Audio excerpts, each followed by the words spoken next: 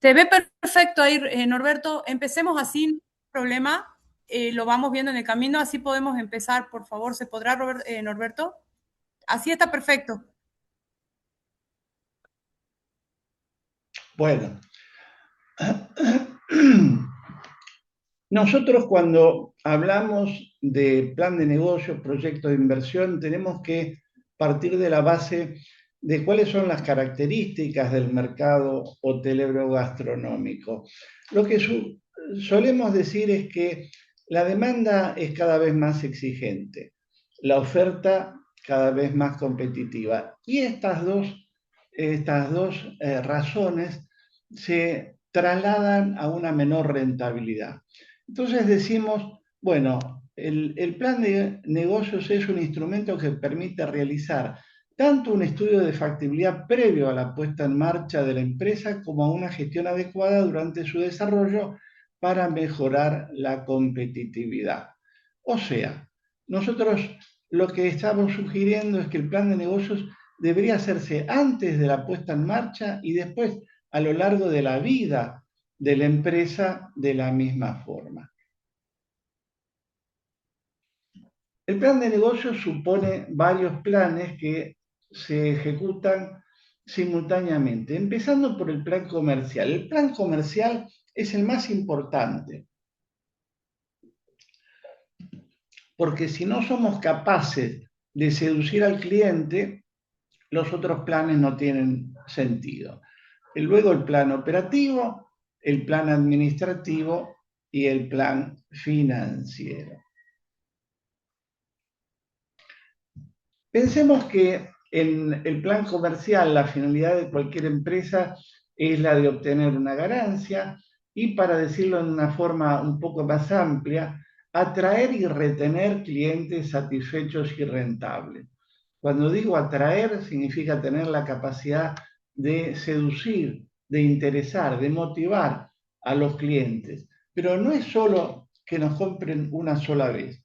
La idea es que nos sigan comprando. Por eso hablamos de fidelizarlos, retener los clientes. Para ello, los clientes tienen que estar satisfechos y, por supuesto, desde el punto de vista de la empresa, tienen que ser rentables.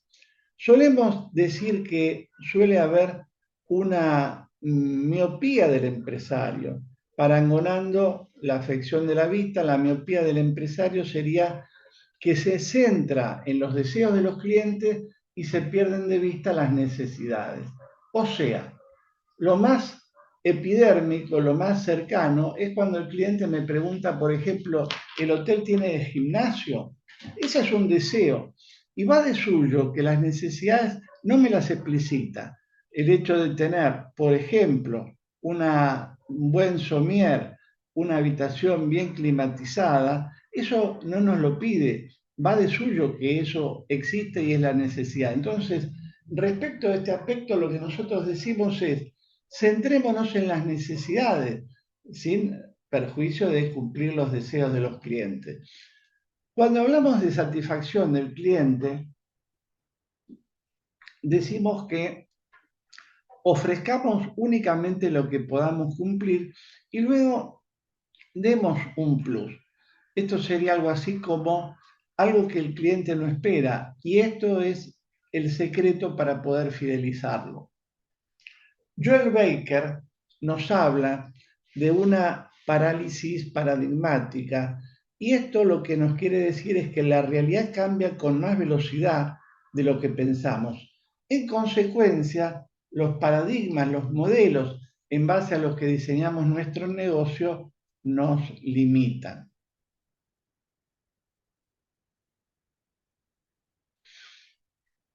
Ahora bien, el plan comercial de un servicio implica ciertas características negativas de los servicios. Por ende, algunas de ellas tienen que ver con la intangibilidad, es decir, la imposibilidad de percibir al servicio a través de los sentidos, cosa que naturalmente no nos pasa con los tangibles. La indisociabilidad o inseparabilidad, porque la prestación y el consumo se dan de manera simultánea, cosa que tampoco sucede con los tangibles. Yo puedo fabricar una mesa y venderla una semana, 2 semanas, un mes después. Con los servicios no pasa eso.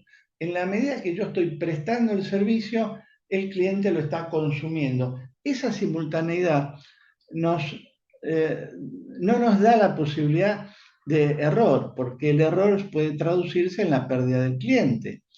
Variabilidad o heterogeneidad.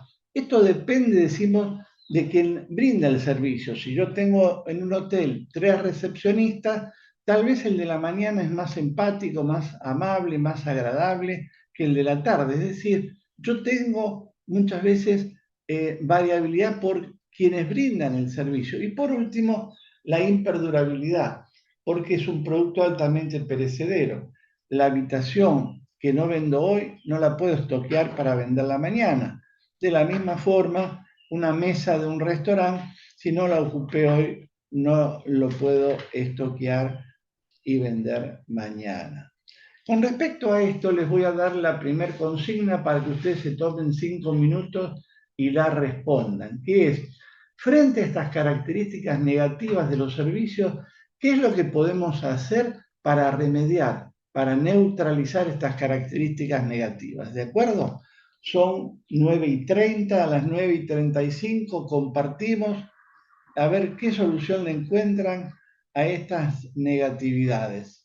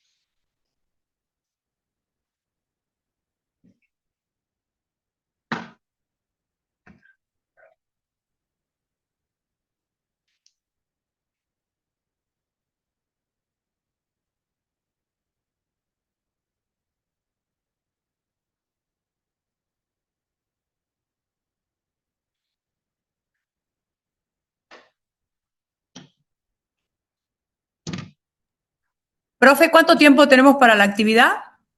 5 minutos son 4 las características negativas, a 1 minuto por cada una. Tienen que hacerla, chicos, ¿no? Claro que sí, están trabajando en ello.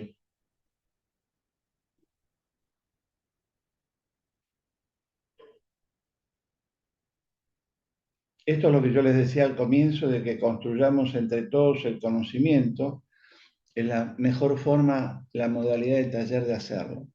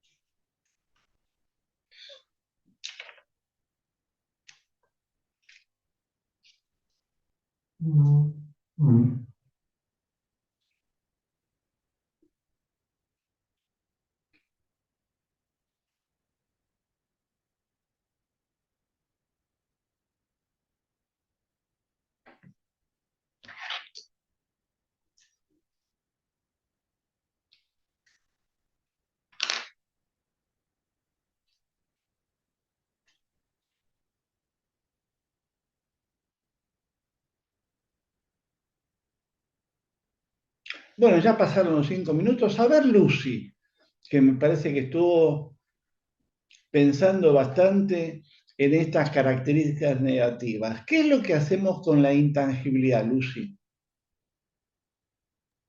¿Qué te parece?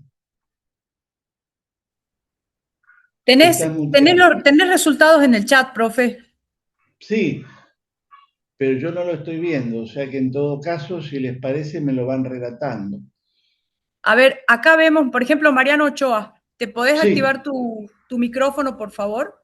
Ahí estoy. Buenos días, Norberto, ¿cómo le va? hola, Hola a buenos días, todos. Mariano. ¿Qué Bueno, tal? ahí yo hice una breve redacción porque estos temas los he visto en el momento donde estudié en la universidad la carrera y realmente es muy desafiante el vender servicio porque como bien vos dices es intangible y encima es perecedero la hotelería. Pero bueno, parte de la intangibilidad la podés revertir con los testimonios de los pasajeros que se alojan en el hotel. Entonces vos tienes los portales que ponen los reviews, donde ellos te dan un puntaje, donde te dejan una nota, hablan de la experiencia y de esa forma, uno, Las bueno, reseñas. exactamente, con las reseñas uno va trabajándolo. Y luego la parte de la indisociabilidad, y bueno, capacitando al personal para que la atención siempre sea consistente entre lo que se está ofreciendo y lo que efectivamente percibe el cliente. La variabilidad la revertís con procesos estandarizados, que todos hagan siempre un proceso estándar. Y la imperdurabilidad con los incentivos, cuando vos ofreces alguna promoción, alguna adicional en su experiencia, etcétera, etcétera, la copa de bienvenida, algún amenity plus que le dejas en la habitación y así. Esa era mi respuesta. Bueno, tu respuesta es muy apropiada. Nosotros decimos que en la intangibilidad lo que tenemos que hacer es justamente tangibilizar el servicio. Muchas veces cuando entramos en la página puedo llegar a tener una visualización 360 grados y esa evidencia física evidentemente nos deja un poco más tranquilos y lo que está el cliente percibiendo es antes de comprar a lo que se va a enfrentar cuando llegue al establecimiento.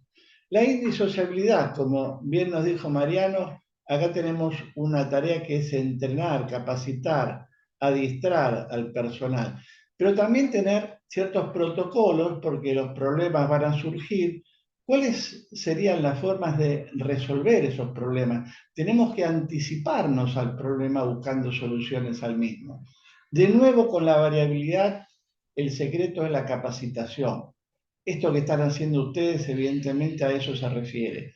La personalización en el servicio y la estandarización. Con respecto a la imperdurabilidad, creo que Mariano lo mencionó, trabajar el tema precios por demanda, por segmento de cliente, de ocio, de negocio, provocando el autoservicio, contratando personal temporario y tercerizando la actividad. Tengo dos respuestas más que te pueden interesar, Claudia Claro, Agüero sí. Y Cecilia Lobaglio. Cualquiera de las dos que puedan conectarse te Ah, van a responder. bueno, ¿en el chat está la solución o En no? el chat está la respuesta, pero si ellos activan su micrófono, me parece que está buenísimo como a vos te gusta, profe. Perfecto. Así, además de verle las caras, podemos escuchar la voz. Cecilia Lobaglio, ¿estás? Hola, Hola, hola, ¿cómo buenos estás, días. María Cecilia? Sí, mi nombre es Cecilia.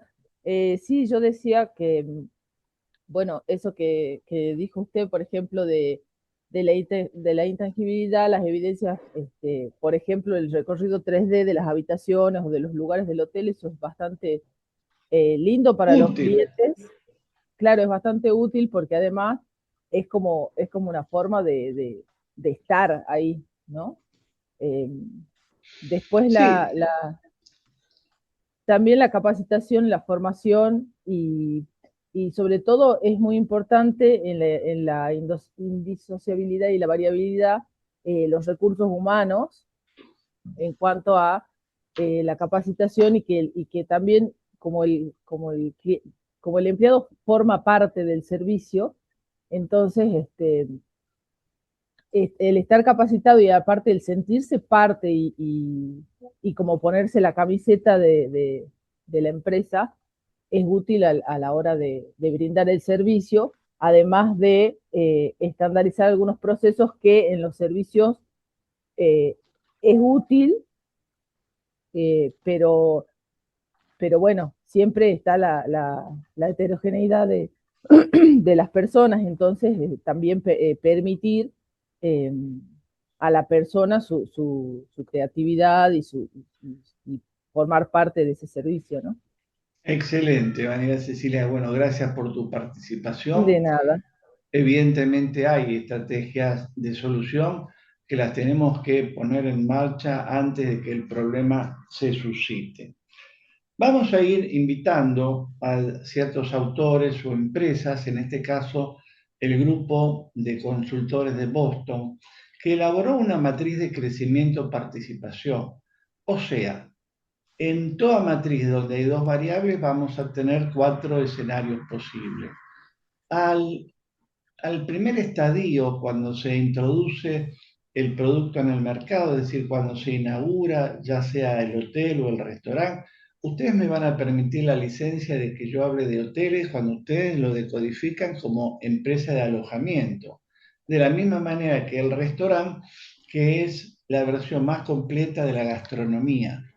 Entonces, cuando aparece por primera vez la empresa, cuando se inaugura el establecimiento, aludimos a lo que llama el grupo de consultores de Boston del producto bebé. Si hacemos bien las cosas, tendremos un alto potencial de crecimiento, pero todavía la participación es baja, no nos conocen. Por eso que la publicidad al comienzo es fundamental. En el segundo estadio, esto sería algo así como la adolescencia del producto, seguimos manteniendo un potencial de crecimiento alto y acá mejoramos, lógicamente, la participación en el mercado. Cuando llegamos a la adultez, esto es cuando llegamos a una situación en la cual después de varios años somos conocidos, tenemos alta participación, pero claro, el crecimiento va decreciendo, es decir, ya no tenemos tanto crecimiento como en las etapas anteriores. A esto el grupo de consultores de Boston le denomina vaca lechera, son ayuda a memorias en una palabra. Y por último, ya cuando estamos en la senilidad, en la ancianidad, en el decaimiento del producto en el mercado, bueno, esto se va a traducir no solo en un bajo crecimiento, sino en una baja participación. Este sería lo que se denomina el ciclo de vida de un producto, los distintos estadios, haciendo una homologación al crecimiento del ser humano. Tenemos un autor ruso que se llama Ansov, y él lo que elabora es una matriz de producto a mercado. En esta matriz, de nuevo, dos variables, cuatro escenarios posibles, lo que él nos sugiere es que no pasemos velozmente por cada uno de esos estadios. El primero alude al producto actual, es decir, el establecimiento que nosotros estamos comercializando en el mercado actual. Esto implica que trabajemos para lograr la mayor penetración posible antes de pasar al segundo estadio, que sería el desarrollo del producto. El desarrollo del producto puede ser, por ejemplo, en el caso de un hotel que solo brindaba alojamiento y que ahora le estamos sumando gastronomía. Esto es que el huésped pueda almorzar o cenar, o tal vez alguien que no esté alojado pueda hacer uso de la parte gastronómica. Eso sería un producto nuevo. El mercado sigue siendo el mismo. El hotel o el restaurante sigue clavado en el mismo mercado geográfico. Recién cuando hayamos desarrollado productos es que tenemos que eventualmente desarrollar un mercado. Es decir, tomarnos el tiempo, aprovechar la rentabilidad, no estar tan veloces para invertir. En el desarrollo del mercado, el producto es actual, pero el mercado es nuevo. Cuando decimos mercado nuevo, podemos hablar de la apertura de un nuevo local, ya cuando son varios los locales, la posibilidad de franquiciar. Y por último, la diversificación, que es el estadio en el cual el producto es nuevo y el mercado también lo es. Un ejemplo podría ser, en el caso de un alojamiento, que incorpore una agencia de viaje que le brinde servicios al huésped. Ahora bien, las formas de integrarse, es decir, de sumar a más de una empresa en este proceso de integración, puede ser, decimos, vertical u horizontal. Nos podemos integrar hacia atrás, por ejemplo, con un proveedor. Tomemos el caso de un proveedor de blancos, esto es el que le suministra o le proporciona, en el caso del hotel, las sábanas o las toallas, en el caso de un restaurante, los manteles y las servilletas. Bueno, podemos perfectamente asociarnos entonces con un proveedor que no solo me asiste o me provee a mí, sino a todo el mercado. Hacia adelante. Bueno, hacia adelante implicaría la penetración de lo que llamamos del distribuidor. Por ejemplo, un operador turístico, una agencia de viajes. De esa forma nos podemos integrar, consolidando una unión en donde cada uno está aportando algo. Por último, la integración horizontal, que es cuando hacemos un joint venture con un competidor. En este planeamiento comercial, que es la primera pata de las cuatro que dimos en llamar los que conforman, los factores que conforman el planeamiento total, hay un proceso de planificación estratégica en la cual primero definimos la misión, o sea, el propósito de la empresa y la visión, o sea, qué esperamos del futuro. Luego nos vamos a valer del análisis FODA. En un instante vamos a hablar un poquito más de ello. Tenemos que formular objetivos. Esos objetivos tendrían que ser medibles, importantes, ubicados en el tiempo. Por ejemplo, yo puedo formular un objetivo de un crecimiento de un 8% para el 2027. Ahora, ¿cómo llego a cumplimentar esos objetivos? A través de formular estrategias, es decir, el cómo. Claro, la estrategia luego derrama en programas, un programa financiero, un programa administrativo, un programa operativo y un programa comercial. Luego tenemos que ejecutar esa planificación estratégica y por último, como siempre hacemos en un proceso, finalmente controlar los resultados. ¿Alguien se anima a compartir en qué consiste un análisis FODA? Segunda consigna de la mañana de hoy.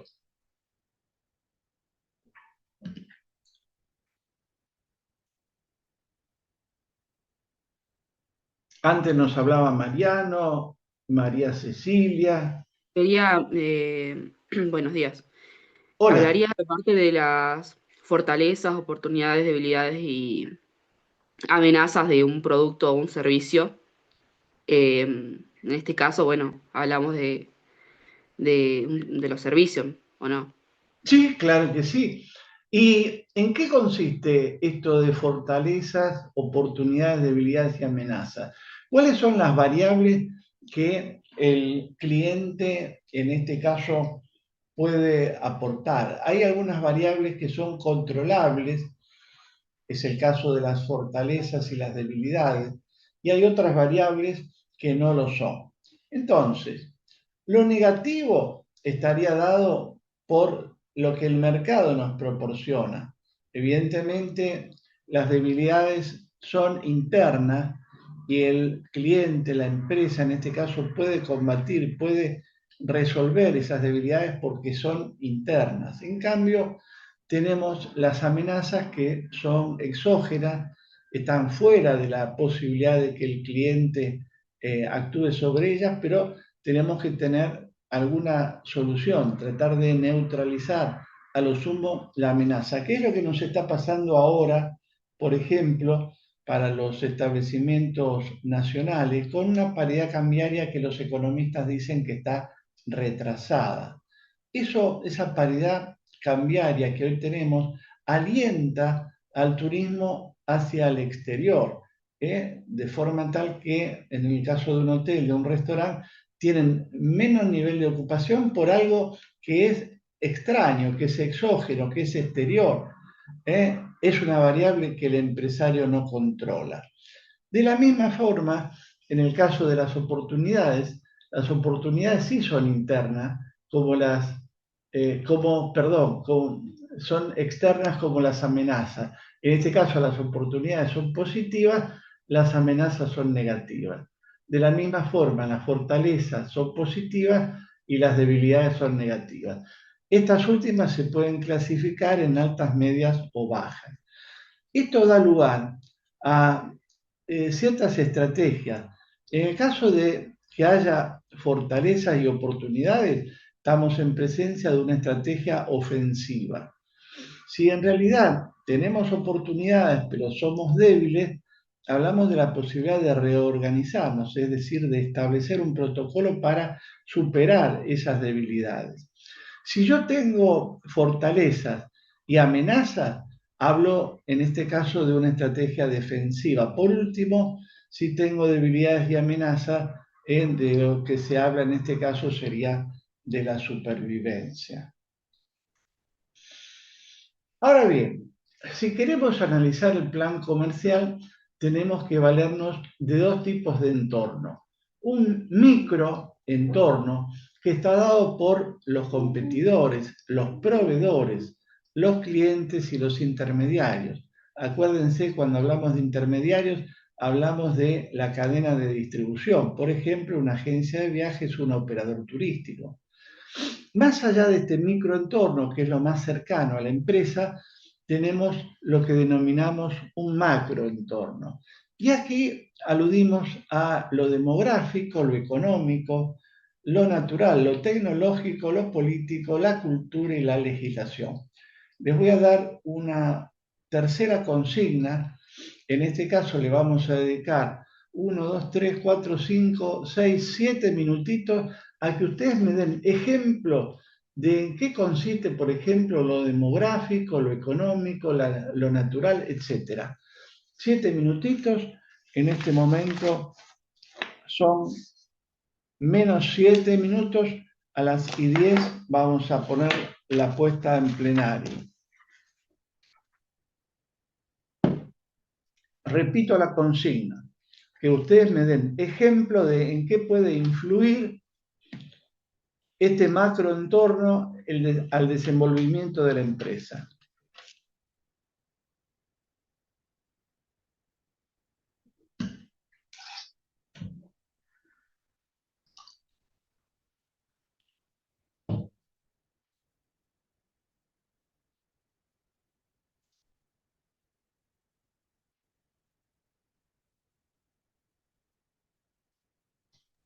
Profe, me preguntan si podés repetir la consigna.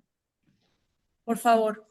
Claro, voy a dar un ejemplo de lo demográfico. Lo demográfico alude a la población.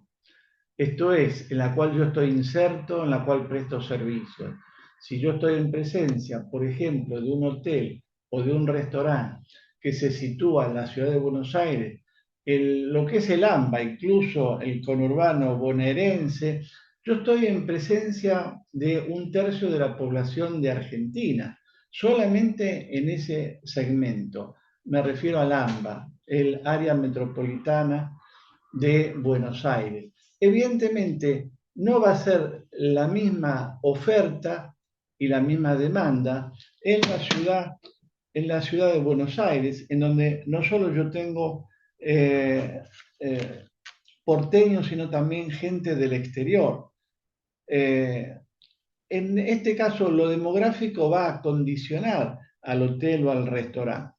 Entonces, la forma en la que la demografía va a condicionar a la empresa tiene que ver entonces con la población que se halla en ella. De la misma forma, decimos, bueno, ¿qué ejemplo me pueden dar de lo económico, de la naturaleza, de la tecnología, de la política, de la cultura y de la legislación? Ejemplos puramente del macroentorno. ¿Caramelo? No tengo.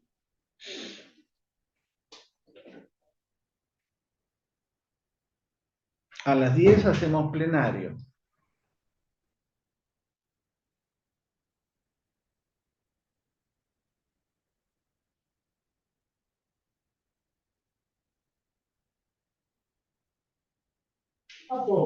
Cecilia comenta en el chat que lo económico puede influir positivamente con el tipo de cambio y el turismo externo, o negativa con los niveles de inflación o la carga impositiva. Excelente, fantástico. ¿Qué hay de la naturaleza?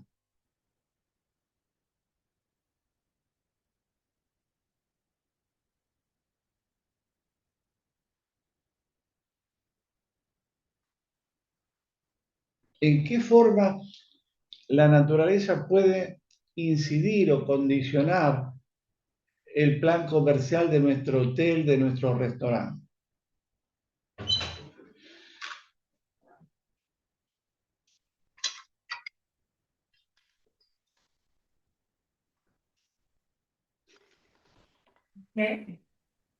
Puede ser que con la naturaleza incida en los cortes de ruta, aislando a los destinos turísticos, comenta también Cecilia. Fíjense, es correcto lo que sucedió en Bahía Blanca hace algún tiempo con la inundación, o lo que nos pasó hace 15 años atrás Puede ser con... también, disculpe, desastres naturales que, o sea, sería como una retractabilidad para la persona que vaya a viajar. Por ejemplo, no sé, guerras o tsunamis, no sé, opino que podría ser eso. Llegamos a la pandemia, por supuesto, y otros desastres naturales. Yo recuerdo hace 15 años, no sé si ustedes se van a acordar, la erupción de un volcán chileno, el Puyehue, que dejó buena parte de la Patagonia cubierto de cenizas. Me acuerdo, por ejemplo, Villa Langostura, que durante 2 años prácticamente no pudo albergar clientes, huéspedes, por justamente la manera en la que afectó las partículas volcánicas, las cenizas volcánicas, esa zona. O sea, la naturaleza nos puede jugar, por supuesto, a favor o en contra. La mayoría de las veces lo hace en forma negativa. Lo tecnológico. ¿En qué puede incidir lo tecnológico en el desenvolvimiento, el desempeño de mi empresa actualmente? Profe, Sí, ¿puedo opinar al claro, respecto? claro que sí. Bueno, hoy yo estoy haciendo una capacitación y además en la semana pasada hice un meet con una empresa que ofrece un sistema de gestión hotelera y me quedé impresionada con con lo invadido que está de tecnología, en el sentido de que hoy en día hay que darle al huésped o al futuro consumidor o cliente al que uno tenga que atender, eh, usando recursos de tecnología, los chatbots, o que, como dice usted, entrar Cuando en puedas, mensajes. Sí, sí, Eh, y la velocidad en la cual hoy el cliente necesita una respuesta, digamos, hoy una falta de respuesta que lleva mucho, digamos, capacitación también del personal para que pueda evacuar dudas. Hoy en día está muy desarrollado el tema de que en el caso de la gastronomía ya hay que tener opciones. Obviamente, si uno está interesado en dar ese servicio, si no, hay lugares especializados en celiaquía, en vegetarianos, en todo. Entonces, todas esas opciones hoy en día el cliente las va adelantando en forma sistemática por todos los medios o redes sociales en las cuales se están, digamos, implantadas hoy en día. Hoy un cliente, ya sea para hotelería o restaurante, revisa todo lo que son redes, o le pide a la IA que desarrolle todo ay, no me sale, que desarrolle todo el viaje y que le vaya tirando propuestas y la IA levanta de todos los servicios que uno pueda tener adherido al local de uno. Llámese reseñas que uno responda, llámese channel, llámese que tenga motor de reserva, llámese todo lo que uno pueda incluir dentro del establecimiento de uno, eso ayuda muchísimo y está muy, muy implantado. Tiene un lugar bastante preponderante en todo lo que es el desarrollo, todo lo que es la parte de IA y la tecnología a disposición del cliente, digamos, está muy, muy, muy desarrollado. bien, gracias, Lucy. Bueno, evidentemente lo tecnológico nos está transversalizando. Esto de la inteligencia artificial nos supone desafíos, no la podemos dejar de tener en cuenta y cada vez más. Yo pensaba, por ejemplo, en los robots que hay en Japón, en algunos hoteles, que sirven, entre otros, para dar respuestas o para hacer room service, como también se han puesto en marcha los drones para, por ejemplo, como una suerte de delivery, el dron puede hacernos llegar a lugares muy recónditos el producto que nos está solicitando un cliente.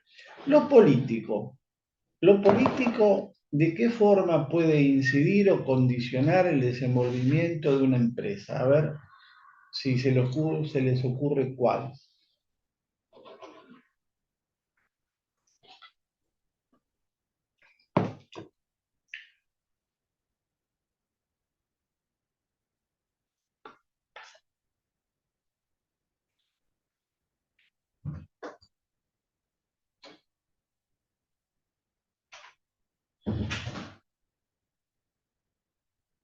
Pensemos, por ejemplo, en un caso que está hoy en día sucediendo de un país limítrofe, como es el caso de Bolivia, donde hay inestabilidad política, donde hay corte de rutas, donde hay saqueos, donde hay enfrentamientos. Es decir, lo político, el escenario político, sin lugar a dudas, que va a condicionar el desenvolvimiento. ¿Quién hoy estaría seguro de lo que le puede llegar a suceder si nos alojamos en La Paz? Evidentemente, el clima político puede favorecer y puede perjudicar. Siempre estos aspectos que vemos del macroentorno pueden ser a favor o en contra. ¿Qué pasa con la cultura? A ver si se les ocurre de qué forma puede incidir lo cultural.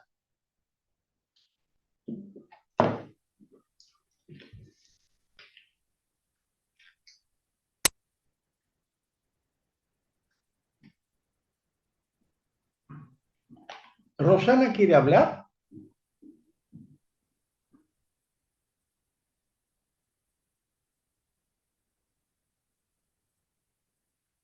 Estás muteada.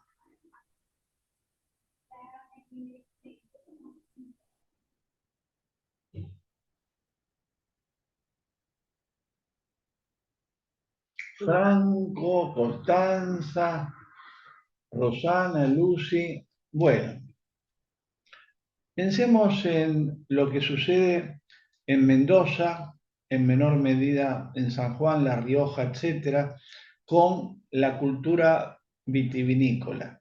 ¿Cuántos alojamientos hoy tenemos en bodegas? Bodegas que siguen produciendo, pero que además de alojamiento nos proporcionan gastronomía. Eso tiene que ver con algo cultural. Evidentemente, de nuevo, puede ser a favor o en contra. O las artesanías que puede darse en el noroeste, con ponchos, abrigos, con hilados de los animales de la zona. ¿Qué hay de la legislación? Por último, y cerramos el macroentorno. A ver si alguno de ustedes se anima a ver de qué forma la legislación puede incidir en el negocio hotelero gastronómico. Profe, Sí, Hola. sí, bueno, vi algo que yo, quería, mencionar al respecto. Y bueno, esto me recuerda un poco a la situación que ocurre, eh, por ejemplo, cuando llegan empresas, digamos, grandes empresas a lugares que, bueno, se van a desarrollar, pero que en ese Vaca contexto, Muerta, por ejemplo. claro, o sea, se agarra y va, o sea, me refiero a otros ejemplos en que se agarra y se trabaja mucho, digamos, desde el lado de que las empresas se enriquezcan, pero que no se involucran, digamos, tanto al respecto de lo que piensa la comunidad o en cómo ayudar a a mejorar, digamos, la calidad de vida de la comunidad. Y entonces, bueno, en ese sentido como que no se estaría beneficiando, digamos, o sea, no se vería beneficioso el desarrollo del turismo si todo si todas las ganancias o los beneficios solamente se los llevan las empresas únicamente. Bien, excelente, María Florencia, gracias por tu aporte. La legislación, de nuevo, puede propender, puede promocionar un sistema de promoción que afecte positivamente a hoteles o restaurantes. Hay en algunos casos algunas ciudades donde hay entes mixtos, en donde no solo participa el empresariado, sino también los estamentos públicos, y de esa forma, de común acuerdo, se puede generar un sistema de promoción que beneficia a nuestras empresas hotelero-gastronómicas, como también podría ser una merma en la carga impositiva. De hecho, hay algunas jurisdicciones que favorecen con una menor alícuota de ingresos brutos a las empresas del sector. O sea, de nuevo, en este caso, como los factores anteriores, la legislación puede ser beneficiosa o la falta de ella puede ser perjudicial. Cuando analizamos la competencia, esto que les voy a comentar es una enumeración ejemplificativa, no es taxativa, ustedes pueden agregarle un cuarto, un quinto o más factores de análisis, pero una manera de analizar la competencia es a través de la participación de mercado, es decir, ¿cuál es mi participación? ¿Cuál es la de un competidor? La recordación del cliente. Por eso es que nosotros desaconsejamos que los nombres de los establecimientos respondan a otros idiomas diferentes al local. Muchas veces nos puede parecer simpático ponerle un nombre en un idioma extranjero. Por ejemplo, de hecho hay muchos establecimientos que tienen nombres en mapuche, y la idea es que al no tener un sentido para nosotros, la recordación del cliente va a ser menor. Y la valoración para el cliente. Cuando hablamos de valoración, lo que estamos queriendo significar es cuánto el cliente está dispuesto a pagar por el servicio hotelero gastronómico que yo le brindo. Eso es la valoración para el cliente, que es otro factor de análisis de la competencia. Luego tenemos el benchmarking o benchmarking, que no es ni más ni menos que la imitación de la competencia, ya sea en productos o procesos. Estamos muy atentos. Fíjense lo que pasa en otro mercado, el de la telefonía celular. Como Samsung genera una innovación, Motorola o Huawei va a estar inmediatamente intentando copiarla, clonarla, imitando la competencia, en este caso en productos. Vamos a hablar de distintos niveles de competencia.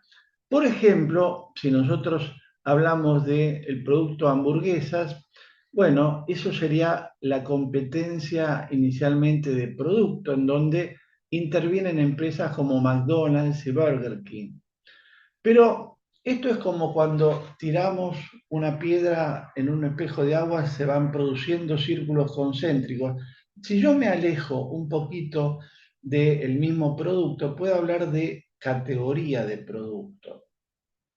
El ejemplo sería la restauración de fast food, comida rápida, en donde ahí McDonald's empieza a competir con la Kentucky Fried Chicken, por ejemplo.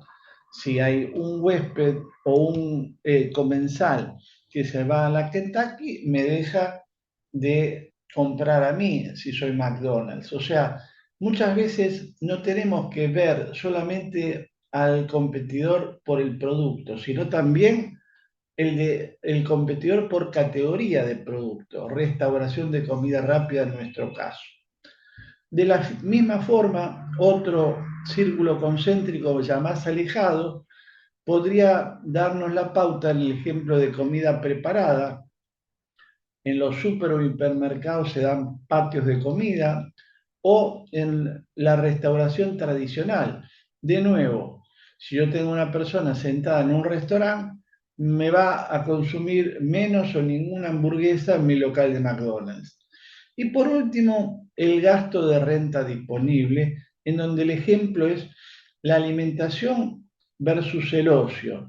Si yo me voy a ver una película que me cuesta X, tal vez abarato la alimentación a posteriori, porque ya he consumido parte de mi renta disponible en otra actividad. Tipos de barrera. Tipos de barrera pueden ser de entrada o de salida. Las barreras de entrada son las que yo construyo para disuadir al competidor, para que el competidor potencial no entre a mi mercado. Ejemplo, si yo tengo un precio bajo con baja rentabilidad porque apuesto al volumen y de esa manera mi rentabilidad se produce con un margen escaso pero con alto volumen, esto va a disuadir a competidores que pretenden lograr una mayor rentabilidad. De la misma manera que hay una barrera, o debería haberla, una barrera de entrada, también puedo aludir a barreras de salida. Las barreras de salida es para facilitarme la fuga del mercado en el que yo estoy. Si las cosas no andan bien, bueno, tendré que tener, de ser posible, el menor costo de desinversión. Entonces, trato de subir las barreras de entrada y de bajar las barreras de salida. Muchas veces se da que empresas que no están funcionando bien tercerizan el gerenciamiento. Entonces, yo tengo un hotel, no está prosperando, bueno, puedo encontrar a un gerenciador que se ocupe del negocio y que me pague un canon. En el plan comercial hablamos de un proceso. Este proceso alude a que primero tengo que investigar el mercado valiéndome de ciertas fuentes de información. Luego tengo que segmentar la demanda a través de ciertos criterios. Evidentemente yo no puedo ocuparme de todos bien los clientes, sino que en la medida que me ocupe de algunos, bueno, seguramente la calidad de servicio va a aumentar. A partir de la segmentación que yo realizo de la demanda, después tendré que posicionar mi oferta. Para posicionar mi oferta tengo que apelar a las denominadas ventajas competitivas o comparativas. Y por último, hablo de la mezcla comercial con las 4 P's de McCarthy, ya desde los años 60, o sea que estamos hablando de 60 años en donde McCarthy elabora su doctrina de la mezcla comercial, de las famosas 4 P de producto, precio, plaza y promoción. En el caso de la plaza, aludiendo a la distribución. Bien, empecemos por hacer un zoom por la primera de las etapas. Recuerdan que era la investigación de mercado. Yo tengo distintas fuentes de información, internas y externas. ¿Cuál puede ser un ejemplo, les pregunto a ustedes, de una fuente interna y cuál puede ser el caso de una fuente externa de información?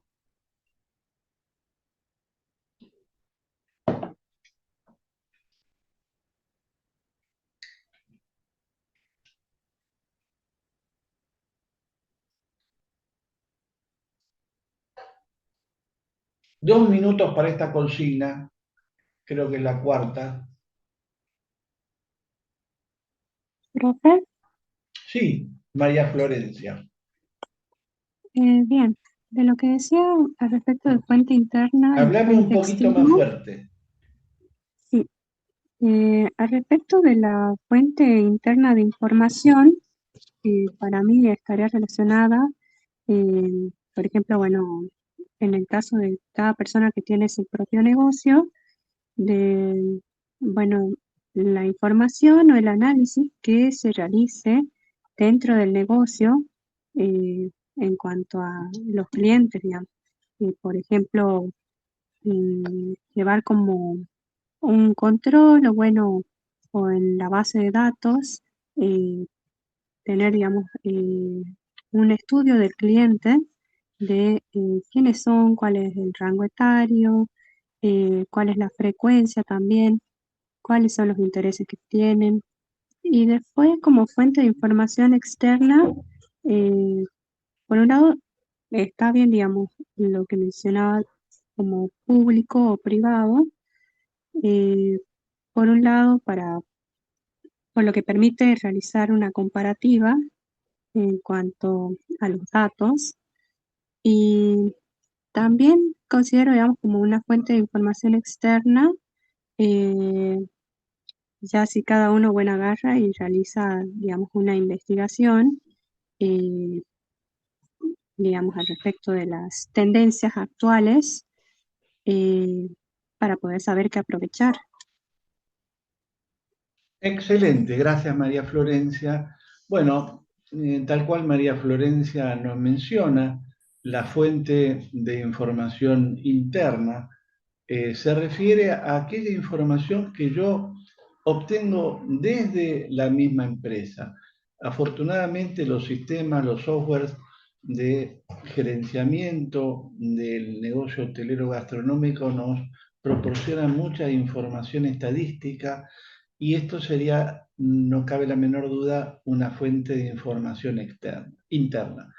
En lo que hace a las fuentes de información externa, como también María Florencia nos dice, pueden ser públicas o privadas. Si yo digo el INDEC, bueno, el INDEC es una fuente externa, pero de orden público.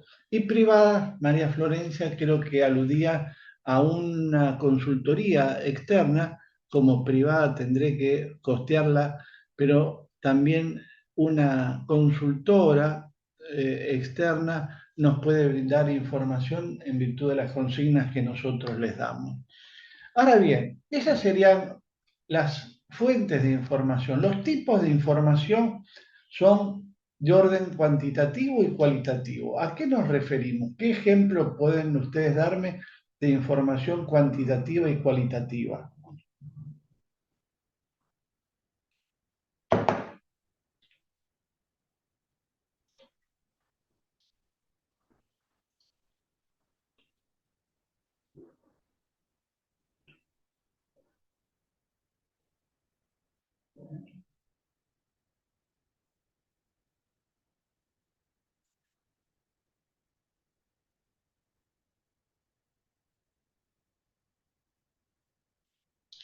Yo antes les decía, por ejemplo, que en el AMBA, en el área metropolitana Buenos Aires, se da más de o alrededor de un tercio de la población argentina total. O sea, estamos hablando de unos 13 millones de almas, 3 millones en la ciudad de Buenos Aires y no menos de 10 millones en el conurbano bonaerense. Ahí ese nivel demográfico se refiere a información cuantitativa. Lo cualitativo tiene que ver con las expectativas, los intereses, es decir, ciertas subjetividades que puede tener el cliente que se aloja en mi hotel o que consume gastronomía en mi restaurante. Y por último, algunos factores de la información que nosotros tenemos que reunir aluden a la cantidad de información, a la calidad. Es bueno tener mucha información, pero mejor si es de alta calidad, es decir, aquella información de la que nosotros podemos confiar. Relevancia se refiere a que sea importante, sustancial, y oportunidad se refiere a que la información que obtenemos sea lo más cercana posible al tiempo presente. O sea, yo puedo basarme en una tendencia a partir del año pasado, no de 5 años hacia atrás. Eso sería la oportunidad. Cuando selecciono el tipo de estudio, tengo ciertos parámetros que tener en cuenta. El primero es el objetivo, es decir, ¿qué es lo que yo pretendo con esa investigación, con ese tipo de estudio? Por otro lado, también el tiempo. El tiempo sería de cuánto yo dispongo para hacer el tipo de estudio. Siempre pensemos que en los 4 factores que antes veíamos del proceso de comercialización, y la investigación de mercado nos debería demandar aproximadamente la mitad del tiempo total. Si yo quiero elaborar la estrategia para la concreción de ciertos objetivos en el año 2027, y yo considero que en 4 meses debería llegar a ciertas conclusiones, bueno, 2 meses a lo sumo tendría que dedicarlo a la investigación de mercado. Entonces, el tiempo del que dispongo, el presupuesto. No voy a poder contratar a un consultor externo y pagarle sus honorarios si lamentablemente no, si carezco del presupuesto. Y la certeza aceptable, o dicho en otro sentido, el margen de error. Muchas veces pasa que yo tengo un margen de error con una cantidad de personas o de individuos que yo consulto, que puede ser del 10%. Ese margen de error es la probabilidad de error que yo tengo a partir de las conclusiones que surgen de, supongamos, encuestar a 50 personas. Ese margen de error del 10% o esa certeza aceptable del 90% también va a ser un parámetro de selección del tipo de estudio. Si yo el 10% de margen de error no me conforma, tendré que aumentar la cantidad de individuos a los que yo encuesto y tal vez pasar de 50 a 100 para disminuir de esa forma el margen de error. En todo proceso de investigación surgen varias etapas. La primera, claramente, es la definición de objetivo. Decimos que un problema bien definido es medio problema resuelto. La definición de objetivos es como los pilares en los que se construye el resto de la edificación. Luego planificaré la investigación, tal vez hago una selección donde voy a determinar 3 personas que se ocupen de las encuestas. Eso es la planificación de qué recurso humano voy a contar para llevar adelante la investigación. La ejecución, propiamente dicha, y por último, la interpretación y presentación de los resultados. ¿Qué objetivos persigue la investigación? Bueno, si poco sabemos o tal vez nada, por ejemplo en el caso de que estemos iniciando la actividad, en primer lugar tendremos un objetivo que sería exploratorio. Sería como si estamos en una habitación a oscuras, prender una luz o abrir una ventana y que empecemos a explorar, a entender de qué se trata. Una vez que tenemos cierta idea después de haber hecho esta exploración, estamos en condiciones de describir con cierta presencia el movimiento de mi mercado. Y por último, lo causal, que tiene que ver ya con lo subjetivo, lo que decíamos antes de la información cualitativa. ¿Qué intereses, qué expectativas, qué deseos tienen nuestros clientes? Por último, vamos a hablar de la investigación, de los tipos de investigación. Yo puedo tener lo que denominamos observación, que es el tipo de investigación ideal para la primera etapa, para la etapa exploratoria.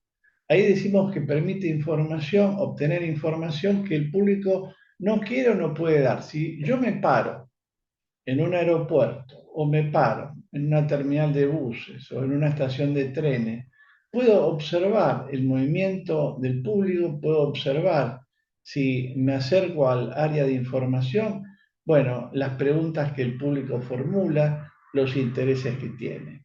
Las encuestas, ahora vamos a hablar en detalle de las encuestas, pero es ideal como tipo de investigación del objetivo descriptivo.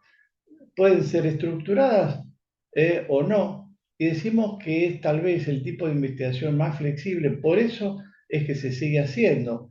Ahora, lógicamente, con encuestas digitales y no presenciales. Y por último, decimos un tipo de investigación que es ideal para causal, para hablar de la conducta o el comportamiento de los clientes, al que denominamos experimento. Decimos que seleccionamos grupos homogéneos con tratamientos distintos para comprobar la respuesta. Les doy un ejemplo para que esto se entienda. Quiero en el hotel incorporar el servicio de minibar o de frigobar. Como en realidad lo quiero incorporar, no tengo una precisa idea de qué es lo que los clientes les interesa consumir más. Supongamos que yo tengo 20 habitaciones. Yo puedo establecer 4 grupos de 5 habitaciones en los cuales cambio la oferta de productos de minibar o frigobar. Al término de un mes veo cuáles han sido los consumos, es decir, habiendo experimentado, llego a la conclusión de que tal vez el mix de productos para ese minibar o frigobar es determinado. O sea, yo en este caso lo que hice fue seleccionar grupos homogéneos, 5 habitaciones, con tratamientos distintos, es decir, con un contenido de los mini frigobares diferente para comprobar la respuesta. Bueno, vamos a dar otra consigna que es, si hay que hacer una encuesta que dijimos que era tal vez la más flexible de los tipos de investigación, ¿qué cosas tengo que tener en cuenta para llevar adelante una encuesta? Esto sería como si hay un empleado nuevo y le tengo que describir de qué forma elaboro la encuesta, cuáles serían los aspectos a tener en cuenta. Le vamos a dar a esta consigna 5 minutos. Estamos a las 10:28, a las 10:33. Hacemos plenario.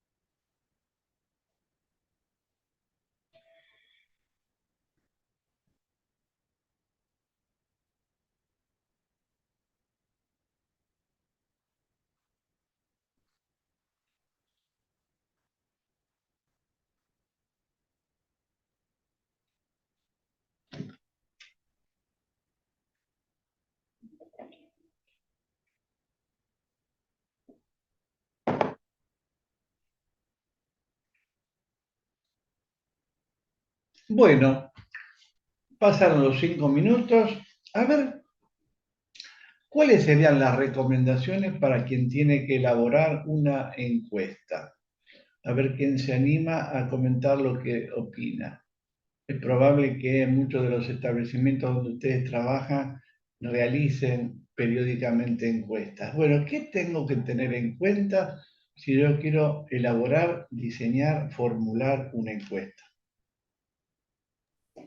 En el chat hay varios comentarios. Cecilia, vas a Como dar yo tu no estoy viendo micrófono. el chat, les pido que o me las lean o tengan la Bueno, amabilidad de decirlas. Cecilia va a activar su micrófono, Norberto. a ver. Bueno, antes de hacer una encuesta, nosotros tenemos que definir la necesidad de información, o sea, qué es lo que nosotros queremos saber. A partir de eso, tenemos que organizar el cuestionario, que es el instrumento de la encuesta, porque del cuestionario y de la organización del cuestionario va a depender el tipo de información y la calidad de información que nosotros obtengamos. Entonces tenemos que definir la calidad de información, definir las preguntas, tratar de ordenarlas por bloque. El cuestionario no tiene que ser muy largo porque si se excede en longitud, el que contesta pierde el interés o lo deja a medias y así el cuestionario no nos sirve. Tenemos que definir qué tipos de preguntas vamos a usar, si por ejemplo preguntas abiertas o preguntas cerradas, eh, cualitativas o cuantitativas dependiendo del tipo de información que nosotros queramos, y tenemos que también tener en cuenta el orden en el que ponemos las preguntas para que unas preguntas no predispongan a las otras. Bueno, no sé, eso. Excelente. Bueno, muchísimas gracias, Cecilia, por tu intervención. Lucy también comentó en el chat, A ver, si la sí, encuesta es estructurada, las preguntas son con el fin de analizar y llevar a cabo algo en concreto. Y si es flexible, dejamos que los huéspedes puedan aportar ideas que podríamos a cierto plazo llevar adelante. bien. Incluso se suele premiar muchas veces cuando hay una propuesta, una sugerencia que nos permita rentabilizar el negocio. Muchas veces hay una premiación que se puede hacerle al protagonista de esa mención o esta posibilidad. ¿Algo más que esté en el chat, Sí, Fabiana? Julio aporta que en muchos casos una encuesta abierta nos permitiría eliminar el sesgo que muchas veces limita las encuestas preformuladas. Correcto. Y Bien, Salma dice que para una encuesta a tener en cuenta es el objetivo, variables según el objetivo, elaborar la encuesta, segmentar la población, dónde implementar, ejecución, recopilación y análisis de los resultados. bien, excelente. Muchas gracias por los aportes. Efectivamente, como Cecilia nos decía, una recomendación es la brevedad. Yo puedo hacer 5 a 10 preguntas. Si supero este límite, como decía antes Cecilia, el encuestado va a perder el entusiasmo y nos va a dejar con la mitad del cuestionario sin contestar. Entonces, la brevedad, repito, pueden ser 5, 8, 10, no más preguntas en la encuesta. Tenemos que poder explicar la razón que nos lleva a realizar esta encuesta. ¿Para qué? Bueno, para generar confianza. Esto muchas veces las encuestas no solo pueden ser externas, yo puedo llevar adelante una encuesta interna para con el personal. Lo ideal sería que no lo hagan jefes o individuos de la misma organización. Le puedo dar a un tercero, una consultora, para que se ocupe de esta encuesta interna y de esta forma lograr mayor veracidad. No utilizar lenguaje técnico, utilizar un lenguaje sencillo para que el cliente, el potencial cliente, el encuestado nos entienda. Es más o menos como cuando visitamos a un médico, le preguntamos, doctor, ¿qué es lo que yo tengo?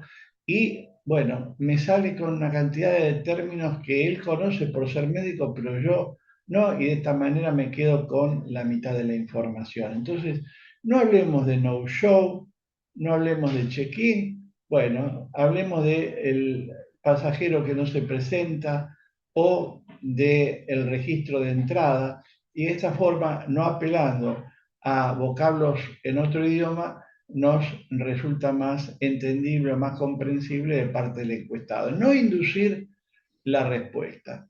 Esto sería si yo al cliente, al usuario, al comensal, le pregunto algo así como, ¿a usted no le parece que tal cosa? Estaría induciendo la respuesta. Evitar ambigüedad.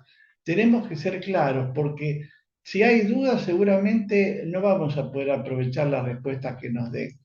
Evitar información confidencial para no incomodar al encuestado. Si yo le pregunto, ¿usted cuánto gana?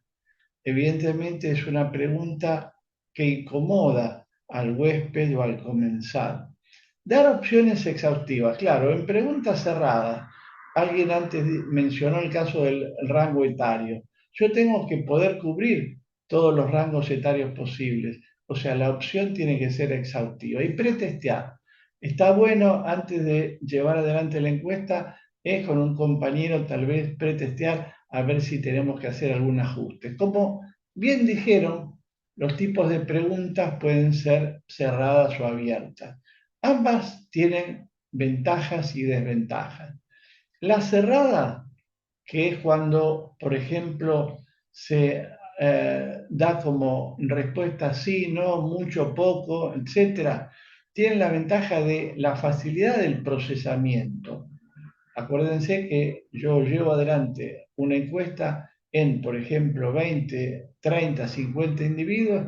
Bueno, yo después tengo que procesar las respuestas. La pregunta cerrada me facilita el procesamiento de la encuesta. En tanto que las abiertas le damos la posibilidad al cliente que se explaye, que desarrolle mucho más su respuesta y de esta manera obtenemos mayor información. Lo que sería bueno es tener una mezcla en la misma encuesta de preguntas cerradas y abiertas. Y en la medida, esto no se olviden de que la respuesta puede ser negativa, evidentemente hacer la repregunta de por qué. Si no, yo me quedo con una negación y no sé a qué se debe la negación. Bien, bueno, llegado a este punto, les propongo que hagamos un pequeño break, como para tomarnos un café, relajarnos algo y seguir con la clase. Les quería comentar que el día 19 de junio vamos a brindar la segunda parte. Esto me pidieron encarecidamente del Ministerio de Turismo y de María Eugenia. Vamos a completar con una segunda parte lo que hoy no podamos ver. Así que agéndense 19 de junio.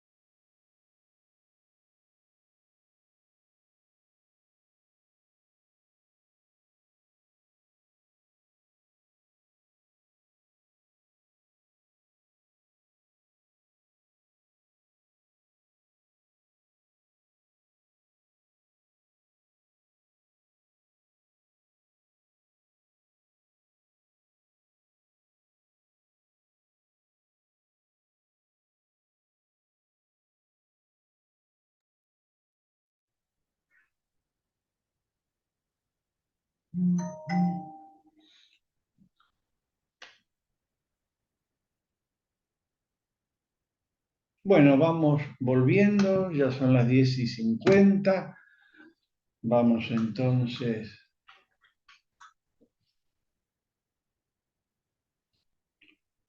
Hasta ahora, preguntas.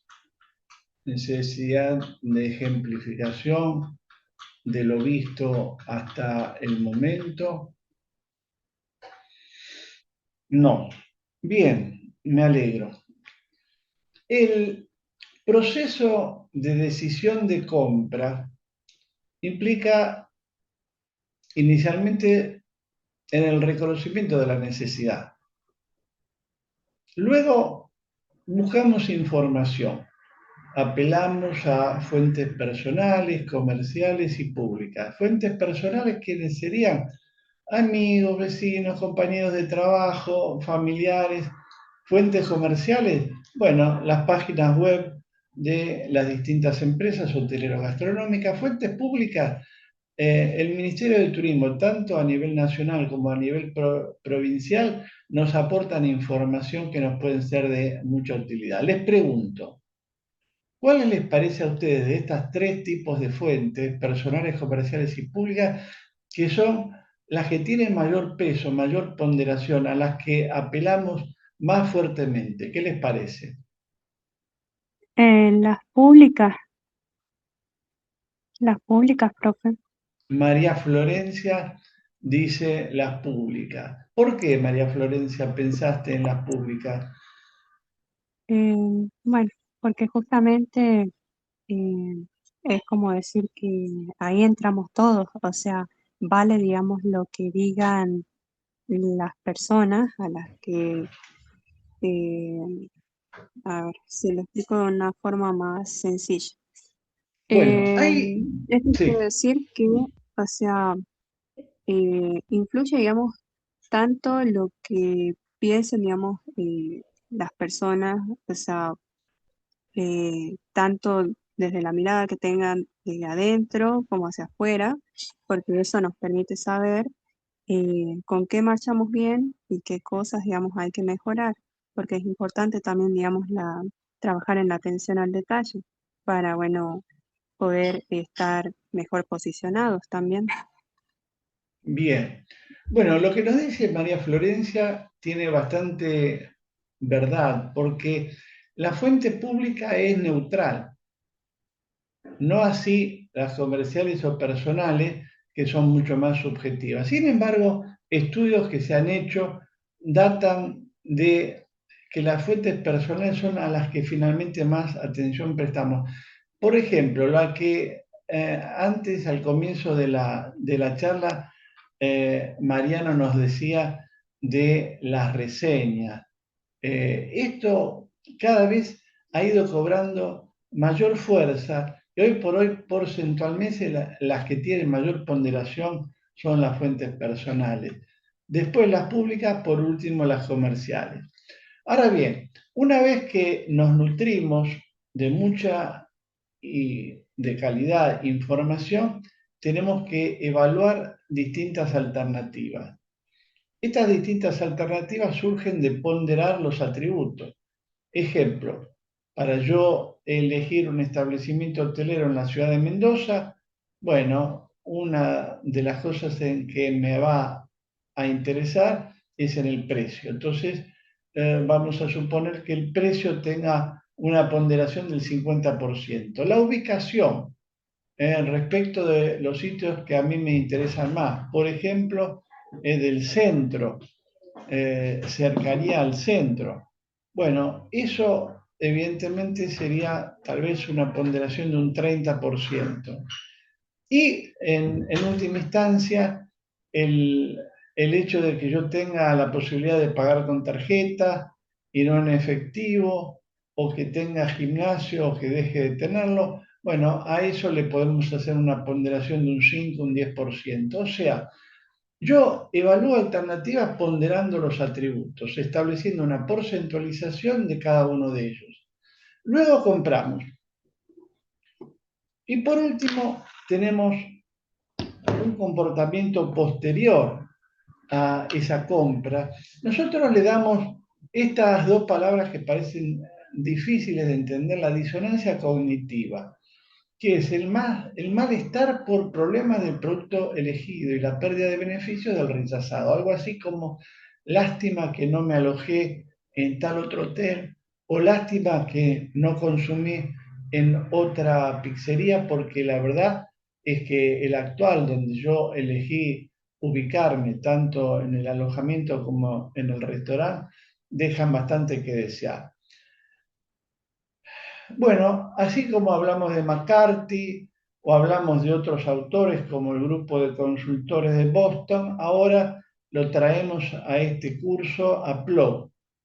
Plog nos habla de una categorización de turistas y ahí alude a que hay algunos experimentadores que les gusta probar distintos productos, distintas empresas. A este lo llama alocéntrico. En el otro extremo tenemos los conservadores, los que se sienten cómodos siempre yendo al mismo lugar. Nosotros tenemos, por ejemplo, gente que tiene departamento en la costa atlántica o gente que tiene su casa en Punta del Este, bueno, y que todos los años vuelven al mismo lugar y se sienten cómodos. A estos turistas conservadores los denomina psicocéntricos y en la mitad, bueno, habla de los midcéntricos.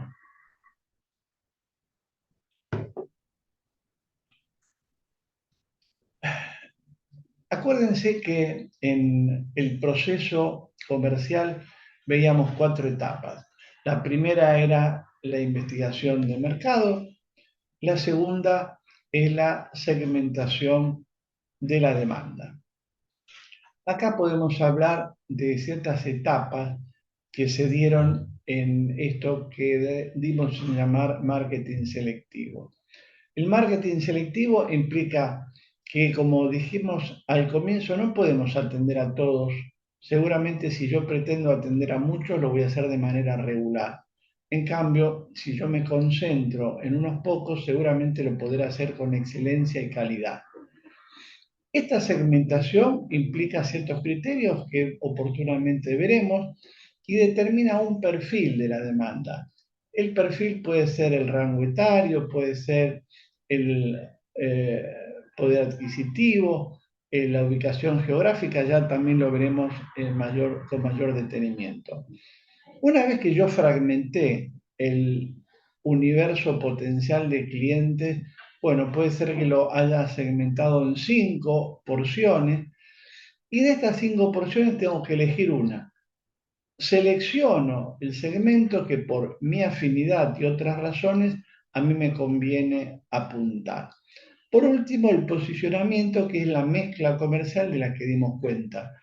Hablamos de McCarthy, hablamos de Plog, ahora lo traemos a Pareto, que nos dice el 20% de los clientes proporciona el 80% de ingresos. Les pregunto, ¿esto será algo aritmético, rígido, o esto en realidad tiene cierta flexibilidad? A ver qué les parece.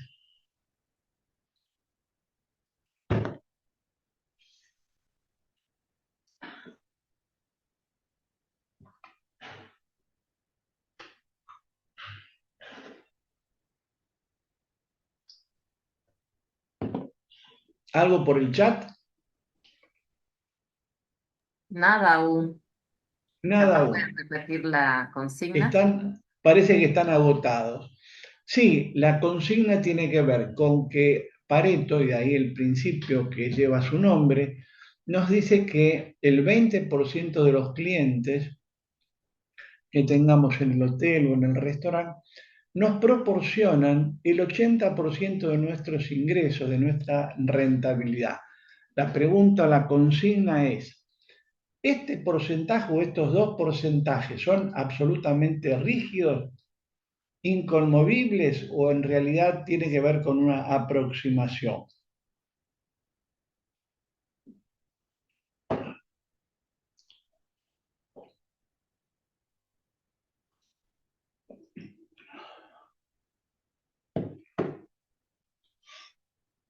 Bueno, esto en realidad es una aproximación. Lo que Pareto nos está indicando es que un grupo tal vez minoritario de clientes, esto es lo que pasa por ejemplo con los clientes corporativos, nos proporciona el grueso de nuestros ingresos, pero puede ser el 20, el 22, el 25%. Y en cuanto a los ingresos podrá ser el 80, el 75, el 70. Pero es interesante que nosotros nos detengamos a analizar este principio, porque lo que nos quiere Pareto significar es que le tenemos que dar una especial atención a estos clientes que son los que más ingresos nos proporcionan. No digo que al resto de clientes los atendamos mal, a todos los tenemos que poder atender correctamente, pero tal vez a los clientes que nos proporcionan más ingresos, bueno, los vamos a atender de manera más esmerada o, por ejemplo, con promociones que de alguna forma estén cimentando la fidelidad. Yo les dije antes que cuando segmento la demanda me tengo que valer de ciertos criterios. El criterio más sencillo de entender es el geográfico, o sea, si tengo un hotel, ¿de dónde provienen los clientes, los huéspedes que se ubican en mi establecimiento? Ahí estaría en presencia de lo que damos en llamar segmentación geográfica. Por ejemplo, es común que digamos que en cualquier hotel, independientemente del emplazamiento, el 50% corresponde al AMBA, al área metropolitana de Buenos Aires. Esto estadísticamente se suele dar de esta forma. Luego tenemos la sociodemografía o el criterio de segmentación sociodemográfico, en donde tenemos distintos ejemplos, la edad o rango etario, el sexo u orientación sexual, el poder de ingreso, la capacidad de ingreso o la propensión al consumo, el tipo de ocupación, etc. Bueno, próxima consigna, que ustedes me den en los próximos 5 minutos algún ejemplo de esto que hemos dicho. Clientes que se pueden segmentar por edad o rango etario, sexo u orientación sexual, poder adquisitivo o propensión al consumo y ocupación. Son las 11:02, a las 11:07 hacemos el plenario.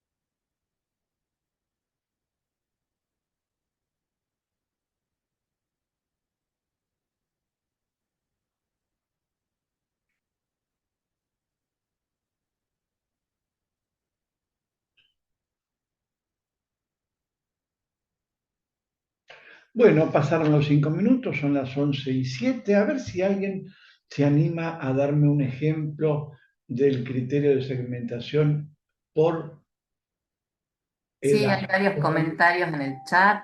Ok, a ver si empezamos con el tema de rango etario. Cuando decimos edad, preferimos hablar de rango etario, es decir, de cuánto a cuánto, en lugar de hablar de una edad fija. Bueno, a ver qué es lo que dice el chat. Fabiana me va a ayudar. Acá Lucy comenta, un segmento podría ser alojamiento pet friendly, otro podría ser solo adultos. Daniel dice segmento de turismo rural. Cecilia dice un producto para mujeres de 35 a 50 años, profesionales que viajan con amigas de clase media alta que viajan una vez al año. Suelen organizar su viaje y eligen destinos de playa. Estela dice que hay segmentos de alojamientos que no aceptan niños. Otra alternativa puede ser solo mujeres, turismo rural, comunitario, etc. Susana dice según el nivel de ingresos, los estudiantes. Julio dice ofertas turísticas para ciertas profesiones. Y Romina para segmento estudiantil. Bien, esos son los aportes del chat. Por supuesto, agradecido por la respuesta. Bien, bueno, me parece que han acertado. Un ejemplo, por ejemplo, de rango etario es los viajes de quinceañeras a Disney. En cuanto a la orientación sexual o el sexo, es común, se ha verificado en estadísticas que si el hotel tiene spa, bueno, un grupo preponderante son mujeres, mucho más que hombres. En cuanto a el ingreso, a nosotros nos parece que más que el poder adquisitivo, lo importante es la propensión al gasto hotelero gastronómico. ¿Qué quiero decir con esto? El individuo puede tener un alto poder adquisitivo, pero si está pensando en cambiar el auto, por ahí reduce la inversión en unas vacaciones. En ese caso, el ingreso es alto, pero la propensión al gasto hotelero gastronómico puede ser bajo. Y en cuanto a la ocupación, es común, por ejemplo, ver viajantes de comercio que se alojan una sola noche, y esto entonces tiene que ver con aspectos sociodemográficos. De la misma manera que el criterio de segmentación geográfico o sociodemográfico, ahora pasamos al psicográfico o psicológico. Y ahí podemos, como ejemplo, citar la clase social, el estilo de vida, la personalidad. Por último, otro criterio de segmentación de la demanda es el comportamiento de compra. Por ejemplo, con qué frecuencia se alojan en mi hotel o consumen en mi restaurante. Una vez por año, una vez por mes, una vez por semana. Bueno, a eso nos referimos. Los beneficios esperados, ¿qué es lo que espera el cliente obtener de mi empresa? Es decir, el uso, por ejemplo, que le da y la lealtad o fidelidad que tiene para con nosotros. Ahora bien, siempre hablando de el hito 2, el estadio 2, el de segmentación de la demanda, podemos hablar de ciertos requisitos de los segmentos. Uno de ellos tiene que ver con la mensurabilidad, o sea, el tamaño del segmento es importante. Si yo tomo un segmento de mucho tamaño, tal vez no esté en condiciones de atenderlo convenientemente. Si tomo un tamaño muy pequeño, puede ser que esa hipersegmentación no me dé la sostenibilidad en el tiempo y esto tampoco es bueno. Entonces, es bueno segmentar y es bueno encontrar un tamaño que sea apropiado al tipo de empresa que yo tengo, a la cantidad de lugares en habitaciones o mesas que yo tenga. Y el poder de compra. Tanto me interesa la cantidad como la calidad. El poder de compra, esto que decíamos antes, de la propensión al consumo. Que haya accesibilidad, esto es importante del segmento, que yo pueda alcanzar ese segmento y que sea verdaderamente importante o sustancial. ¿Qué ventajas tiene la segmentación? Bueno, decimos que abarata la distribución y la promoción. Claro, si yo segmento, esto me significa un menor encarecimiento de los canales de distribución o de la promoción y publicidad. Reduce la presión de la competencia, porque yo ya no compito contra todos, sino que compito contra algunos. Y permite la detección de nuevas oportunidades. El hecho de yo conocer mi segmento, bueno, tiene, digamos, la importancia de que al conocerlo detecto nuevas oportunidades de negocio. Vamos al tercer estadio, el que se refiere al proceso de posicionamiento. Lo que acá tenemos que hacer en un primer lugar es identificar las ventajas competitivas. ¿En qué yo aventajo a mis competidores? Estas ventajas competitivas o comparativas, ojo que son fortalezas, pero donde tiene que haber un plus. Si yo hablo, por ejemplo, de atención personalizada, que es obviamente una fortaleza de la empresa, pero otros competidores también atienden de manera personalizada, en ambos casos tendremos fortalezas, pero no llegan esas fortalezas a ser ventajas competitivas o comparativas. Repito, claramente la identificación de ventajas tiene que ver con mi comparación con otros competidores. Ahora bien, supongamos que yo logré detectar o identificar 5 ventajas competitivas. Yo me tengo que centrar en las que tienen mayor ponderación. Por eso hago una selección de aquellas ventajas que me parecen con mayor fuerza, con mayor ponderación. Y por último, tengo que saber comunicar eficazmente a un segmento. No vaya a ser que el establecimiento hotelero gastronómico tenga ventajas, pero no llegue la información al usuario, al comensal, al huésped. Entonces, tan bueno es tener ventajas competitivas como saber comunicarlo eficazmente al segmento que hemos elegido. ¿Qué ventajas o qué ejemplos de ventajas podemos señalar? El costo-precio, por ejemplo, que mi producto tenga un precio menor en virtud de que hemos logrado racionalizar los costos y de esta forma tener un menor precio. Eso es una ventaja competitiva si es que mis competidores tienen un precio más alto. La calidad. La calidad sería nuevamente otra ventaja competitiva. Si yo tengo similar precio al del competidor, pero ofrezco mayor calidad o cantidad de servicios, esta sería una vez más una ventaja competitiva. Y la especialización.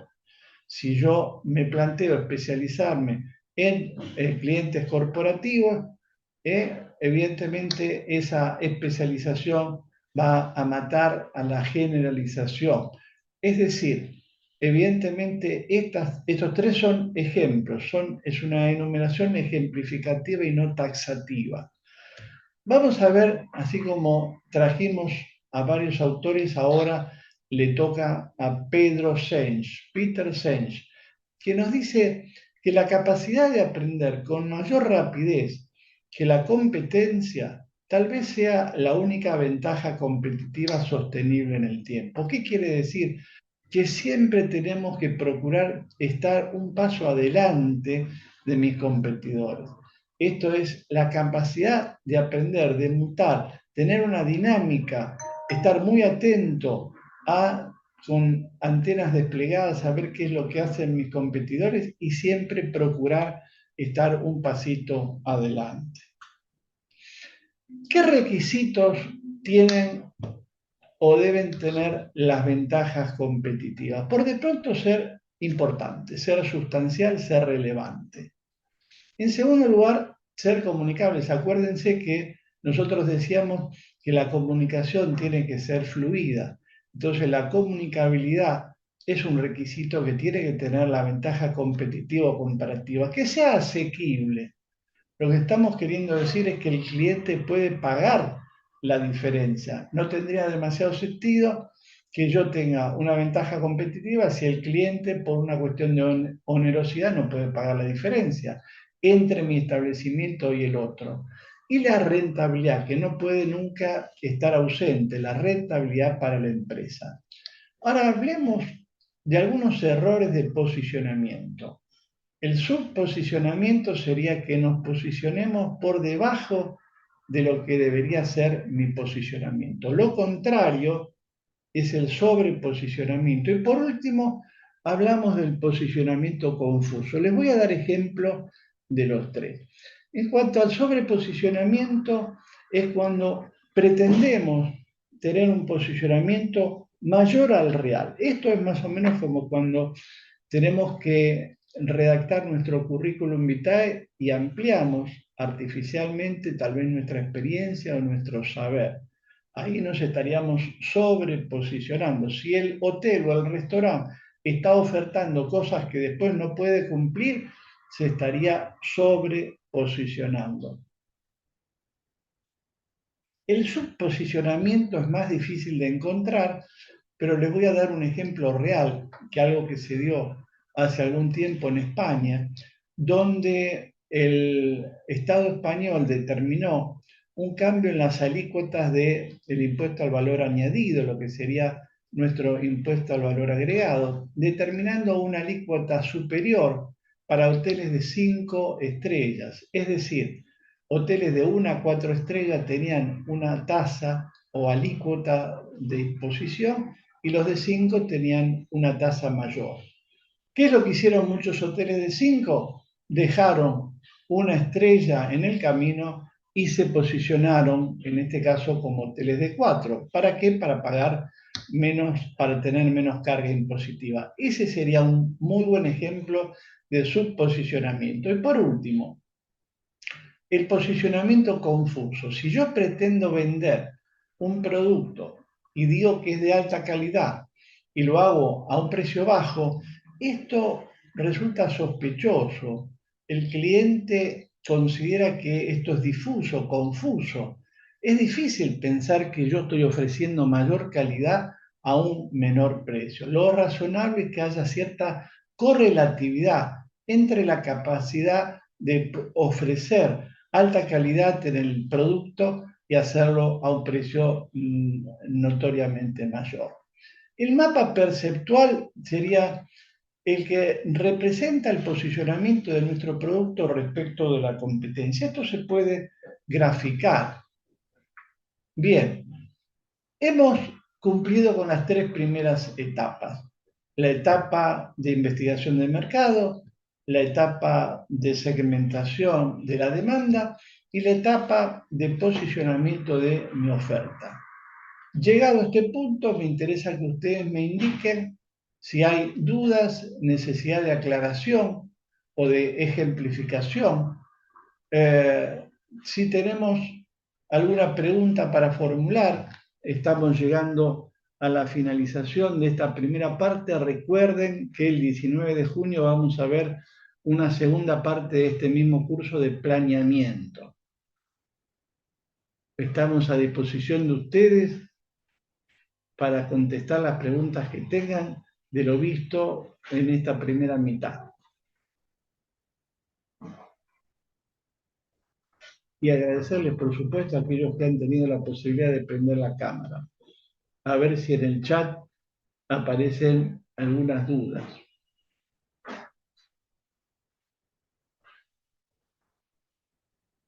Nos va a quedar la última de las 4 P's, la de producto, precio, plaza y promoción, y luego la pata operativa, la pata administrativa y la pata financiera de nuestro plan. Es decir, estamos transitando, dijimos, la etapa más importante, porque si no logramos seducir o interesar a nuestros clientes, no vamos a tener trabajo en las otras 3 patas.